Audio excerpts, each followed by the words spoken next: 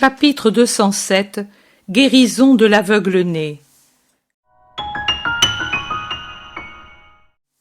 Jésus sort avec ses apôtres et Joseph de Séphoris, se dirigeant vers la synagogue.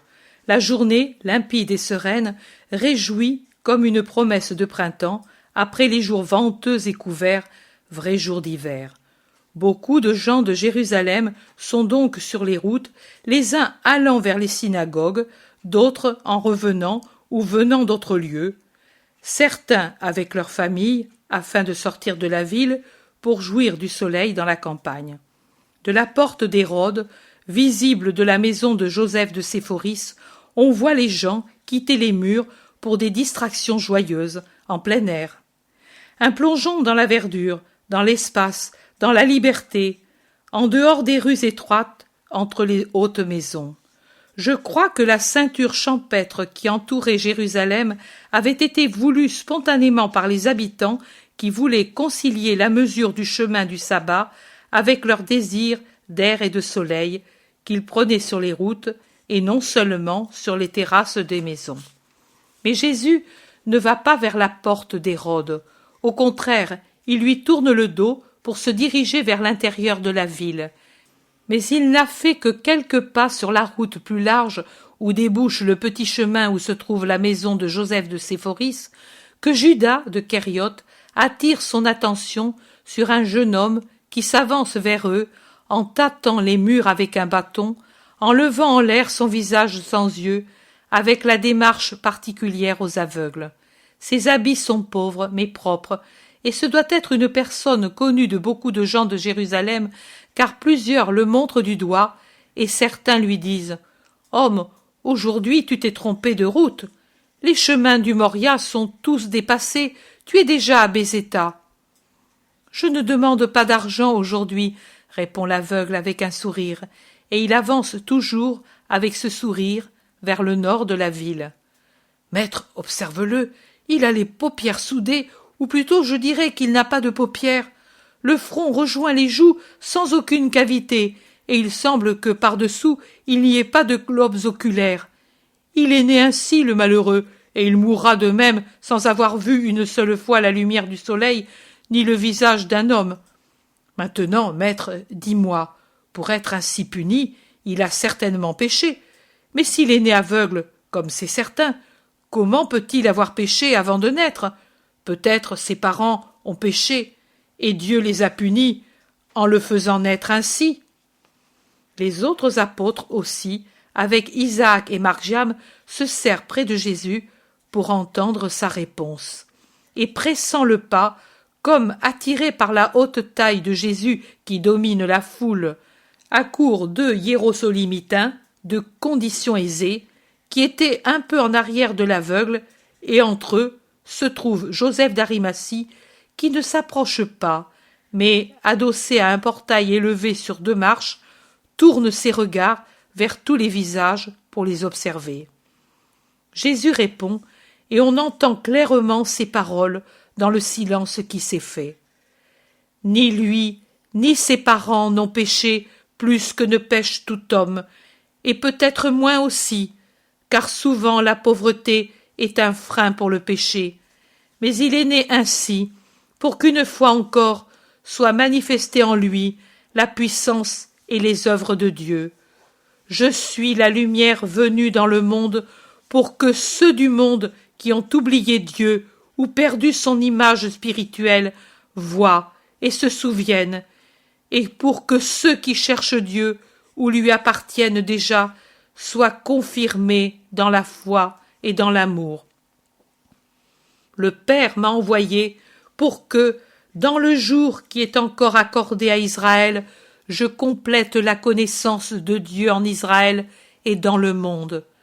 Voici donc que je dois accomplir les œuvres de celui qui m'a envoyé pour témoigner que je puis ce que lui peut, parce que je suis un avec lui, et pour que le monde sache et voie que le Fils n'est pas dissemblable du Père, et pour qu'il croie en moi, pour ce que je suis.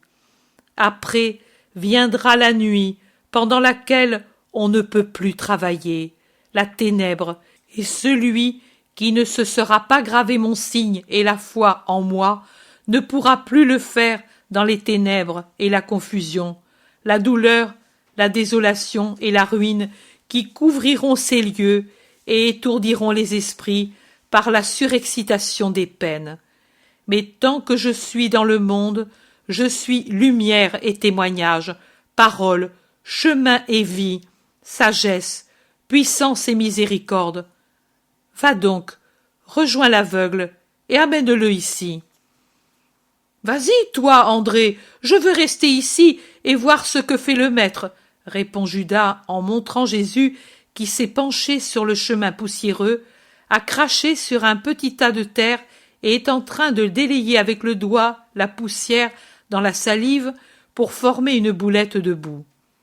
Pendant qu'André, toujours condescendant, va prendre l'aveugle qui va tourner dans le petit chemin où se trouve la maison de Joseph de Séphoris, Jésus étend la boue sur ses deux index, en restant ainsi les mains tendues comme le prêtre pendant la sainte messe. Cependant Judas quitte sa place pour dire à Matthieu et à Pierre « Venez ici, vous qui n'avez pas une grande taille, et vous verrez mieux !» Et il se met en arrière de tout le monde, presque caché par les fils d'Alphée et par Barthélemy, qui sont grands. André revient en tenant par la main l'aveugle qui s'époumonne à dire « Je ne veux pas d'argent, laisse-moi aller. Je sais où se trouve celui qu'on appelle Jésus, et je vais pour demander. »« C'est Jésus qui est devant toi, » lui dit André, en s'arrêtant devant le maître. Jésus, contrairement à son habitude, ne demande rien à l'homme. Il lui étend de suite sur les paupières closes un peu de la boue qu'il a sur les index, et il lui commande « Et maintenant, va le plus rapidement possible à la citerne de Siloé sans t'arrêter pour parler avec quelqu'un. » L'aveugle, avec son visage barbouillé de boue, reste un instant perplexe et il ouvre les lèvres pour parler, puis il les ferme et il obéit. Les premiers pas sont lents, comme s'il était pensif ou bien déçu, puis il presse le pas en rasant le mur avec son bâton, de plus en plus vite, autant que le peut un aveugle, peut-être davantage, comme s'il se sentait guidé. Les deux hiérosolymitains ont un rire sarcastique, et, en hochant la tête, ils s'en vont. Joseph d'Arimathie, et le fait m'étonne, les suit sans même saluer le maître, et il revient sur ses pas, c'est-à-dire vers le temple, alors qu'il venait de cette direction. Ainsi, tant l'aveugle que les deux et que Joseph d'Arimathie vont vers le sud de la ville, alors que Jésus tourne vers l'Occident. Et je le perds de vue, car la volonté du Seigneur me fait suivre l'aveugle et ceux qui le suivent.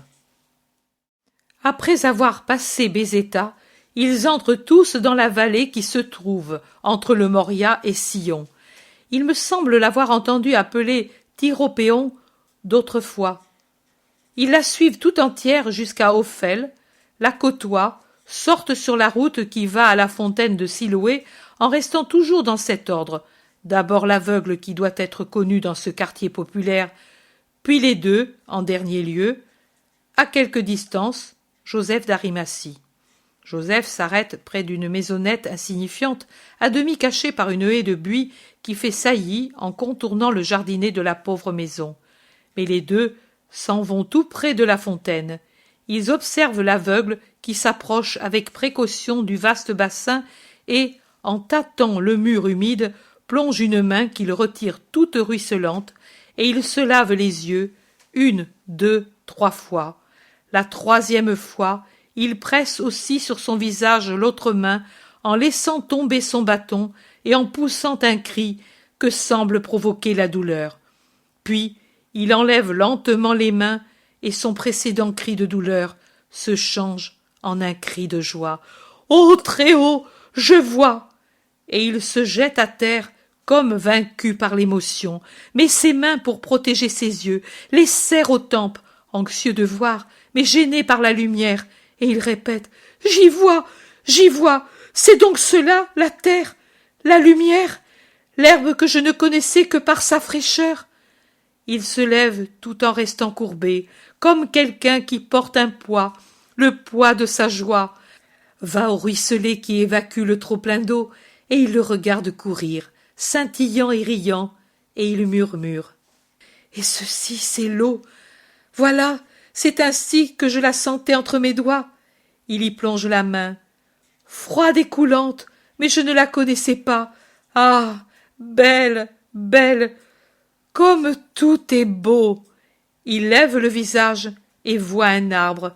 Il s'en approche, le touche, étend la main, attire à lui une branchette, la regarde et rit. Il rit, abrite ses yeux de la main, et il regarde le ciel, le soleil, et 2 larmes tombent de ses paupières vierges qu'il a ouvertes pour contempler le monde. Et il abaisse les yeux sur l'herbe où une fleur se balance sur sa tige, et il voit son image que reflète l'eau du ruisselet. Il se regarde et dit « C'est ainsi que je suis ». Il observe avec étonnement une tourterelle qui est venue boire un peu plus loin, et une chevrette qui arrache les dernières feuilles d'un rosier sauvage, puis une femme qui vient à la fontaine avec un bébé sur son sein. Et cette femme lui rappelle sa mère au visage inconnu, et levant les bras au ciel, il s'écrie « Sois béni, Très-Haut, pour la lumière, pour la mer et pour Jésus !» Et il s'en va en courant, laissant par terre son bâton désormais inutile. Les 2 n'ont pas attendu de voir tout cela. Dès qu'ils ont vu que l'homme y voyait, ils sont partis en courant vers la ville. Joseph, au contraire, reste jusqu'à la fin, et quand l'aveugle qui ne l'est plus lui passe devant pour entrer dans le dédale des ruelles du quartier populeux d'Ophel, à son tour, il quitte sa place et revient sur ses pas vers la ville, tout pensif. Le quartier d'Ophel, toujours bruyant, est maintenant en pleine ébullition. On court à droite, à gauche, on questionne, on répond. « Mais vous l'aurez confondu avec un autre ?»« Non, te dis-je, je lui ai parlé et lui ai dit « Mais est-ce bien toi, Sidonia, surnommée Bartholmaï ?» Et lui m'a dit « C'est moi. » Je voulais lui demander comment c'était arrivé, mais il est parti en courant. « Où est-il maintenant ?»« Chez sa mère, certainement. »« Qui l'a vu ?» demandent des gens qui accourent. « Moi, répondent plusieurs. « Mais comment est-ce arrivé ? Je l'ai vu qui courait sans bâton, avec 2 yeux au visage, et j'ai dit « Regarde, ce serait bien Bartholmaï si… » Je te dis que j'en suis toute tremblante. En entrant, il a crié « Mère, je te vois !» Une grande joie pour les parents. Maintenant, il pourra aider son père et gagner sa nourriture. La pauvre femme, elle a eu un malaise par la joie. Oh, une chose. J'étais allée pour demander un peu de sel et… Courons chez lui pour savoir. Joseph d'Arimathie se trouve pris au milieu de ce vacarme, et je ne sais si c'est par curiosité ou par esprit d'imitation, il suit le courant et aboutit dans une impasse qui se dirigerait vers le Cédron, et où la foule se presse, empêchant d'entendre, à cause de ses cris, le bruit du torrent gonflé par les pluies d'automne. Et Joseph y arrive quand, d'une autre ruelle qui débouche dans l'impasse, arrivent les 2 de tout à l'heure avec 3 autres, un scribe, un prêtre et un 3e que son vêtement ne me permet pas d'identifier. Ils se feraient un passage autoritaire et cherchent à entrer dans la maison bondée. La maison comprend une vaste cuisine noire comme du goudron, avec un coin qui en est séparé par une cloison rustique, au-delà de laquelle se trouve un grabat et une porte qui donne dans une autre pièce avec un lit plus grand. Une porte ouverte dans le mur opposé fait voir un jardinet de quelques mètres carrés. Et c'est tout. L'aveugle guéri parle appuyé à une table, répondant à ceux qui l'interrogent, tous de pauvres gens comme lui, menu peuple de Jérusalem, de ce quartier, qui est peut-être le plus pauvre de tous. Sa mère, debout près de lui, le regarde, et elle pleure en s'essuyant les yeux avec son voile. Le père, un homme usé par le travail, se tourmente la barbe de sa main agitée par un tremblement. L'entrée dans la maison est impossible, même aux Juifs et aux docteurs autoritaires, et les 5 doivent écouter du dehors les paroles de l'homme guéri. Comment ils se sont ouverts? Cet homme que l'on appelle Jésus m'a barbouillé les yeux avec de la terre mouillée, et il m'a dit « Va te laver à la fontaine de Siloé ». J'y suis allé, je me suis lavé, et mes yeux se sont ouverts, et j'ai vu. Mais comment as-tu fait pour trouver le rabbi? Tu disais toujours que tu étais malheureux, car jamais tu ne le rencontrais, même quand il passait par ici pour aller chez Jonas au Gethsémani. Et aujourd'hui, maintenant qu'on ne sait jamais où il est. Hier soir, un de ses disciples est venu, et il m'a donné 2 pièces de monnaie en disant « Pourquoi ne cherches-tu pas de le voir ?» Je lui ai dit « J'ai cherché, mais je ne trouve jamais ce Jésus qui fait des miracles. Je le cherche depuis qu'il a guéri Analia, qui est de mon quartier. Mais si je vais dans un endroit, il est dans un autre. » Et il m'a dit « Je suis un de ses apôtres, et ce que je lui dis, moi, il le fait. Viens demain à Bézéta, et cherche la maison de Joseph le Galiléen, celui du poisson sec, Joseph de Séphoris, près de la porte d'Hérode et du tournant de la place du côté de l'Orient. Et tu verras que tôt ou tard, il passe par là ou entre dans la maison, et moi je t'indiquerai au maître. » J'ai dit « Mais demain c'est le sabbat. » Je voulais dire qu'il ne ferait rien pendant le sabbat. Il m'a dit « Si tu veux guérir, c'est le jour, car après on quitte la ville, et tu ne sais pas si tu pourras le rencontrer. » Moi, j'ai dit encore « Je sais qu'on le persécute. J'ai entendu depuis les portes de l'enceinte du temple où je vais mendier. Aussi, je dis que maintenant qu'il le persécute ainsi, il voudra encore moins qu'on le persécute, et il ne me guérira pas le jour du sabbat. » Et lui « Fais ce que je te dis, et le jour du sabbat, tu verras le soleil. » Et j'y suis allé. Qui n'y serait pas allé, alors que c'est son apôtre qui le dit? Il m'a dit aussi « Je suis celui qui l'écoute le plus, et je viens exprès, car tu me fais pitié, et je veux que sa puissance resplendisse après qu'ils l'ont méprisée. Toi, aveugle de naissance, tu la feras resplendir. Je sais ce que je dis. Viens, et tu verras. » Et j'y suis allé, et je n'étais pas encore arrivé à la maison de Joseph lorsqu'un homme m'a pris par la main, mais d'après la voix, ce n'était pas celui d'hier, et il m'a dit « Viens avec moi, frère. » Et je ne voulais pas aller, je croyais qu'il voulait me donner du pain et de l'argent, peut-être des vêtements, et je lui disais de me laisser aller parce que je savais où trouver celui qu'on appelle Jésus. Et l'homme m'a dit « Voici Jésus, il est devant toi. » Mais je n'ai rien vu, car j'étais aveugle. J'ai senti 2 doigts couverts de terre mouillée qui me touchaient des 2 côtés, et une voix qui disait « Va vivement à Siloé, et lave-toi, et ne parle à personne. » Et je l'ai fait. Mais j'étais découragée, car j'espérais y voir tout de suite, et j'ai failli croire que c'était une plaisanterie de jeunes gens sans cœur, et je me refusais presque à y aller. Mais j'ai entendu une sorte de voix me dire « Espère et obéis. » Et alors, je suis allée à la fontaine, et je me suis lavée, et j'ai vu. Et le jeune homme s'arrête extasié pour repenser à la joie de sa première vision. Les 5 crient « Faites sortir l'homme, nous voulons l'interroger. » Le jeune homme se fraye un chemin et sort sur le seuil.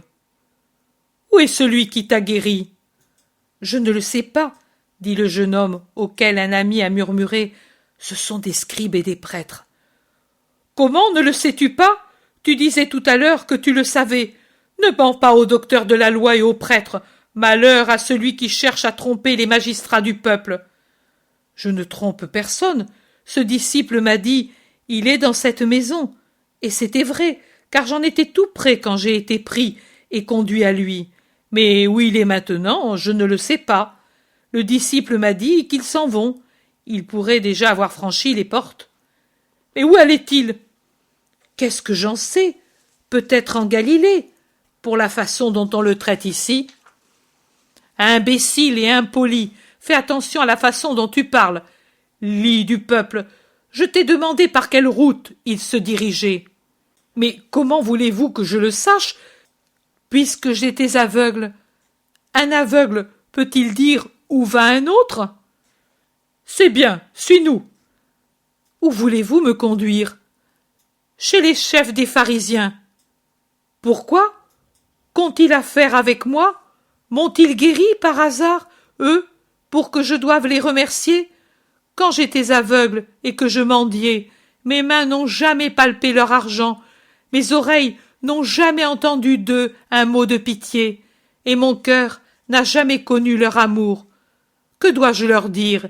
Il n'y en a qu'un à qui je doive dire merci, après mon père et ma mère, qui pendant tant d'années m'ont aimé malheureux. Et c'est ce Jésus qui m'a guéri, en m'aimant de tout son cœur, comme mes parents avec le leur. Moi, je ne vais pas trouver les pharisiens. Je reste avec ma mère et mon père pour jouir de voir leur visage. Et eux, mes yeux qui sont nés maintenant, après tant de printemps, depuis celui où je suis né, mais sans voir la lumière. Pas tant de paroles. Viens, et suis-nous. Que non, je ne viens pas. Avez-vous jamais par hasard essuyé une larme à ma mère humiliée par mon malheur, ou une sueur à mon père épuisé par le travail? Maintenant, je puis le faire par mon aspect, et je devrais les quitter et vous suivre? Nous te le commandons. Ce n'est pas toi qui commandes, mais le temple et les chefs du peuple. Si l'orgueil d'être guéri te ferme l'intelligence pour te rappeler que nous commandons, nous te le rappelons. Avance, marche. Mais pourquoi dois-je venir? Que voulez-vous de moi? Pour que tu fasses une déposition. C'est le sabbat. Œuvre accomplie pendant le sabbat. Elle doit être enregistrée à cause du péché, de ton péché et de celui de ce Satan. C'est vous qui êtes Satan, vous qui êtes péché, et je devrais venir déposer contre celui qui m'a fait du bien? Vous êtes ivre. Je viendrai au temple pour bénir le Seigneur, et rien de plus. J'ai été pendant tant d'années dans l'ombre de la cécité, mais mes paupières closes n'ont produit de ténèbres que pour mes yeux. Mon intelligence est restée dans la lumière, malgré cela, dans la grâce de Dieu, et elle me dit que je ne dois pas faire de tort à l'unique saint qui soit en Israël. Homme, assez. Tu ne sais pas qu'il y a des châtiments pour ceux qui s'opposent aux magistrats? Moi, je ne sais rien. Je suis ici, et j'y reste. Et vous n'avez pas intérêt à me nuire. Vous voyez que Ophel tout entier est de mon côté? Oui, oui, laissez-le, chacal. Dieu le protège. Ne le touchez pas. Dieu est avec les pauvres. Dieu est avec nous, affameurs et hypocrites. Les gens crient et menacent dans une de ces manifestations spontanées du peuple qui sont les explosions de l'indignation des humbles envers ceux qui les oppriment ou d'amour pour ceux qui les protègent. Et ils crient « Malheur à vous si vous frappez notre Sauveur, l'ami des pauvres, le Messie 3 fois saint. Malheur à vous! On n'a pas craint les colères d'Hérode, ni celles des chefs quand on a voulu. Nous ne craignons pas les vôtres, vieilles hyènes aux mâchoires édentées, chacals aux ongles coupés, inutiles autoritaires. Rome ne veut pas de tumulte et n'opprime pas le rabbi, car lui est paix. Mais elle vous connaît. Hors d'ici, hors des quartiers de ceux que vous opprimez par des dîmes plus fortes que leurs ressources, afin d'avoir de l'argent pour satisfaire vos désirs et conclure des marchés honteux. Descendants de Jason, de Simon, tortionnaires des vrais Éléazar, des saints Onias, vous méprisez les prophètes. Hors d'ici, hors d'ici. Le tumulte s'enflamme toujours plus. Joseph d'Arimathie, écrasé contre un muret, jusqu'alors spectateur attentif mais inactif des faits, avec une agilité insoupçonnable chez un homme âgé et de plus empêtré dans ses vêtements et ses manteaux, saute debout sur le muret et crie « Silence, habitants !» et écoutez Joseph l'Ancien. 1, 2, 10 têtes se tournent dans la direction du cri. Elles voient Joseph. On crie son nom. Il doit être connu et jouir de la faveur populaire, car les cris d'indignation font place aux cris de joie. Il y a Joseph, l'Ancien. Vive lui! Paix et longue vie au juste, paix et bénédiction au bienfaiteur des malheureux. Silence pour que Joseph parle. Silence! Le silence s'établit non sans mal, et pendant quelques minutes, on entend le bruit du cédron au-delà de l'impasse. Toutes les têtes sont tournées vers Joseph, oublieuses de l'objet qui les tournait en direction opposée, les 5 malheureux et imprévoyants qui ont provoqué le tumulte. Habitants de Jérusalem, hommes d'Ophel, pourquoi vous laissez-vous aveugler par les soupçons et la colère? Pourquoi manquer au respect et aux coutumes, vous, toujours si fidèles aux lois des pères? Que craignez-vous? Peut-être que le temple soit un Moloch qui ne rende pas ce qu'il accueille. Peut-être que vos juges soient tous aveugles, plus que votre ami, aveugle de cœur et sourd en matière de justice. N'est-il pas d'usage qu'un fait prodigieux soit déposé, écrit et conservé par qui de droit pour les chroniques d'Israël? Permettez donc que même pour l'honneur du rabbi que vous aimez, le miraculé monte faire une déposition pour l'œuvre que lui a accomplie. Vous hésitez encore? Eh bien, je me porte garant qu'il n'arrivera aucun mal à Bartholomaï, et vous savez que je ne mens pas. Comme un fils qui m'est cher, je l'accompagnerai là-haut, et je vous le ramènerai ici ensuite. Fiez-vous à moi, et ne faites pas du sabbat un jour de péché en vous révoltant contre vos chefs. Il a raison, on ne doit pas. Nous pouvons le croire. C'est injuste. Dans les bonnes délibérations du Sanhédrin, il y a toujours sa voix. Les gens changent d'idée et finissent par crier « À toi, oui, notre ami, nous te le confions !» Et en s'adressant au jeune homme, « Va, ne crains pas. Avec Joseph d'Arimathie, tu es en sécurité comme avec ton père, et davantage. » Et ils ouvrent leurs rangs pour que le jeune homme puisse rejoindre Joseph, qui est descendu de sa tribune improvisée. Et quand il passe, ils disent « Nous venons nous aussi, ne crains pas. » Joseph, dans ses riches vêtements de laine luxueuse, met une main sur l'épaule du jeune homme et il se met en route. La tunique bise et usagée du jeune homme, son petit manteau, frotte l'ample vêtement rouge foncé et le riche manteau encore plus foncé du vieux sanédriste. Par derrière, les 5 et ensuite les innombrables gens d'Ophel.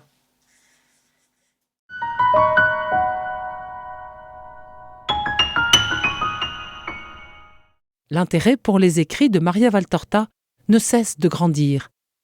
Et les fruits récoltés, vocation, conversion, sont immenses. Visionnaire de la vie du Christ, de la conception de Marie jusqu'au début de l'Église, sa description des personnages, de leur psychologie, la précision des lieux où ils évoluent, des coutumes et mœurs de l'époque, est proprement sidérante et à ce jour inégalée.